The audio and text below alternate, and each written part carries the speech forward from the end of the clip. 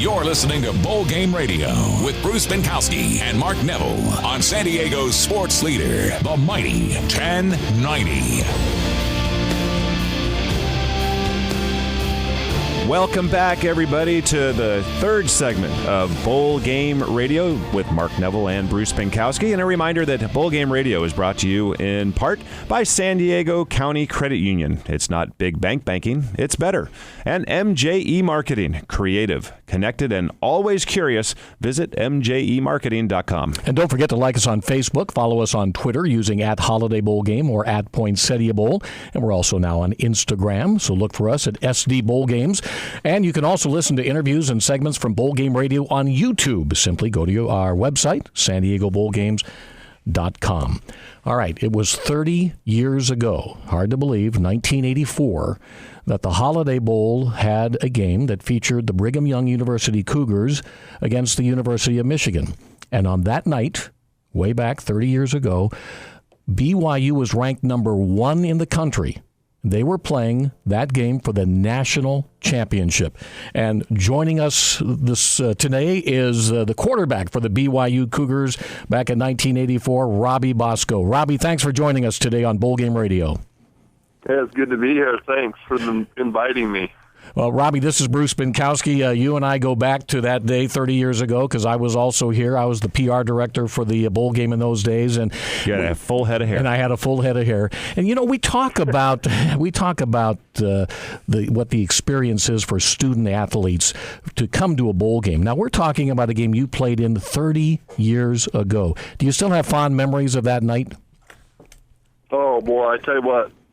And it's not only that night, because we've been to like 8 previous Holiday Bowls. Yeah, you'd been that night. Seventh of 7. Actually, yeah. 78, 78, 1, 2. You had been. This was your 7th consecutive Holiday Bowl.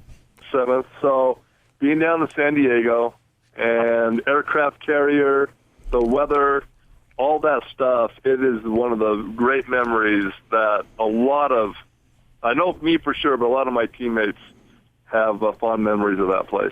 Now, take us back to 1984. BYU is ranked number 1 in the country. You win the WAC championship, so you are having to play a game against an invited team in those days, and nobody could find an opponent to play BYU, and finally Michigan signed up. So now you've got the Michigan Wolverines, the BYU Cougars. You're the starting quarterback. It's been a great season, and in the first quarter, you're hurt. Tell us what happened when you were injured in the first quarter of the 1984 Holiday Bowl. Well, I went back to pass, and I threw an out to Glenn Kozlowski. And then as I threw it, I'm kind of just standing there. Then at the same time, a defensive lineman from their team came and hit me down low, and my feet got caught in the turf. And he just kept rolling over it and just twisted my ankle and my knee. So, you know, those hits kind of happen all the time. I know it hurt. I felt some twinges and things like that. But I tried to get back up, and I couldn't get up. And so I went back on the ground, and I'm just laying there thinking, please don't let this be too serious. Because here's the biggest game of school history, and for our team and fans and everybody. And this is not a good time to be injured. So, and did you miss any time during the game? I did. They actually took me into the locker room and to re-examine it and to tape it up. And so when they re-examined it, they were looking at it and everything. So then I had to ask them. And I think about 6 or 7 plays have gone by now. So I'm kind of in a hurry wanting to get back out there. So I asked him, I go, is there any way, if I go back out there, can I get injured any more than I'm injured now? And they said no. So I said, well, let's tape it up, tape it as tight as you can tape it, put as much tape as you need to put on there, and let's get back out there. And that's what they did. And I went back out there, and it was amazing because, you know, when you're in the locker room, you come down the long ramp, and I felt like there were about 60,000 fans staring at that entrance right there. Because as soon as I came out there, I heard this big roar, and it felt, you know, it was kind of awesome. It gave me some juice to get out there and play. And so I started warming up on the sideline, and I couldn't do it. Oh, it just hurt. It hurt the plant on that foot and everything. So I wasn't sure. So I warmed up a little longer, kind of moved around. Then I just said, it's going to be as good as it's going to get.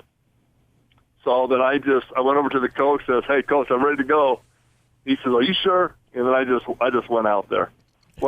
And then we just tried to keep playing. You're listening to Bowl Game Radio on the mighty 1090. This is Bruce Binkowski along with Mark Neville, and we're speaking with Robbie Bosco, who was the quarterback for the 1984 BYU Cougars. The Cougars finished that year 13-0. They won the national championship at the Holiday Bowl. So, Robbie, you come back, you're hobbling around, and you go back out on the field. Were you in a lot of pain, or were you just numb to everything? Well, I think the numbness was just from adrenaline. So I wasn't numb. I didn't have a shot. I didn't take any medication or anything like that because I wanted to be alert out there. And so, I played mainly on adrenaline. So it was kind of, as long as I ran forward and dropped straight back and didn't kind of go at too many different angles, I was kind of okay. The most pain I had was my ankle sprain.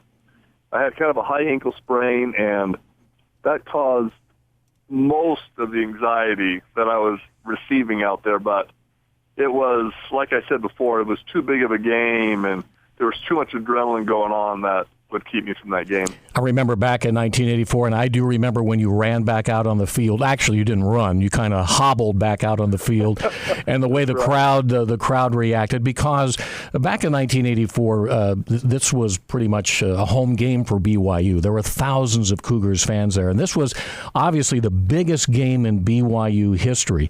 So now it's late in the game. It's 17-17 tie. Remember, there's no overtime back in 1984. If this game ends up in a tie, chances are the national championship hopes are over. You're done. So you throw the winning touchdown late in the fourth quarter to Kelly Smith. Do you remember the play? Was it a set play? Was it a scramble? What happened? Yeah, well, the play was 69H option. And I can't remember the down and distance of that game, but we were just looking to meticulously move that ball downfield, and we wanted to score or even get into field goal range and kind of run as much time off the clock as we could because we did not want a tie. I mean, a tie would have done us no good. That's right. We wanted to win this game. So we had this play on 69H option, and it was going to be a one-on-one route by Kelly Smith. So as I dropped back to pass, it was a pretty good pass rush up the middle. And so I didn't even have a chance to look to see what Kelly was doing. So I stepped up in the pocket. So once I stepped up like that, the play turned into our scramble rules. So when I do this, the receivers all have a certain place they're supposed to be on the field. And so when I stepped up in the pocket like that, Kelly just took off to run a deep route in the end zone. And luckily, I saw him out of the corner of my eye, and I just flicked it over to him, and he made a great catch and the winning score. And that was it. Now, and by the way, he finished with pretty amazing numbers. Number one, Robbie was the MVP of that game. Good enough numbers to be inducted also into our Hall of Fame in 1997, but he finished 30 for 42, 343 yards, and 2 touchdowns. That's not bad for a hurt player. Yeah, just think, Robbie, if you'd been healthy, your numbers would have been amazing. So you finish the game, you win the game, you're 13-0, and by the way, this was before all the controversy about the BCS and the CFP and all that. Yep. So it was, if you're going to finish number one in the Associated Press and the UPI polls back in those days, but just because you won didn't mean you were automatically number one. Do you recall you had to wait until January 2nd to find out if it was official or not? So you finally finish on January 2nd after the New Year's Day games. BYU is ranked number one in all the polls. Do you remember that announcement day and what happened around BYU when that occurred? Well, it was interesting because when we came down to the Holiday Bowl, we got out of school like December 15th or 16th. That's when the whole school went on Christmas vacation or Christmas break. And so we took our classes a few days earlier so we could finish off school. And so once we finished the game, most of the kids went home. Some probably came back to Provo, but most went back home to be with their families. So my family was all down for the game, and then we drove up to Roseville up north in California. And so where now when you win the national championship, this is done on the field and you're the champs and you celebrate. We were all in our homes. So I was home in California, and they made the announcement, and it was awesome, but I just celebrated with my family. There was no confetti cannons in your living room, in the Bosco living room? Yes, exactly right. And so we weren't able to celebrate as a team. And so once we all came back to school, it was awesome and everything, but, it just wasn't the same. So we had a big parade with all our coats on in January, and then we had a big thing in the Marriott Center that packed the place, and so we celebrated nicely with it all. But it was a different way to celebrate than most teams are used to. It's safe to say, though, that the 1984 Holiday Bowl win, BYU 24, Michigan 17, with Robbie Bosco at quarterback, was the biggest game in Brigham Young University football history. Yes. Yep. Good answer. we won some games, but I would have to say that was the biggest. I agree. Well, Robbie, it's 30 years later, and for our listeners that remember the name Robbie Bosco at BYU, what have you been doing the last 30 years or so? Where have you been? So I got drafted by the Packers, and during my senior year, I had shoulder problems, and I probably played about 10 games with my shoulder coming out of socket when I was throwing the ball, and nobody knew that. So, anyways, to make a long story short, I got drafted by the Packers. When I was at the Packers, I went down and got shoulder surgery. My career lasted 2 years. It was in my third year that I got released. I went to Idaho State and coached football for a season, and then I coached the quarterbacks at BYU from 89 to 2003. Well, you did a pretty good job there. You got a Heisman Trophy winner in there, didn't you? We had some pretty good players, that's for sure. And then from there, I've been doing fundraising up to this present time now. So you're still at Brigham Young University? So this will be my 25th year of being at BYU after my playing days there. That's great. Yep. Robbie Bosco, 1984 Most Valuable Player of the Holiday Bowl and the quarterback for the national champion BYU Cougars. Thanks for taking us back 30 years. It's hard to believe it's already 30 years ago, but it was a great time for all of us. And thanks for joining us today on Bowl Game Radio. All right, Bruce and Mark, thanks. All right, thanks, Robbie. All right, we're going to take a break. You're listening to Bowl Game Radio on the San Diego Bowl Game Media Network and the Mighty 1090.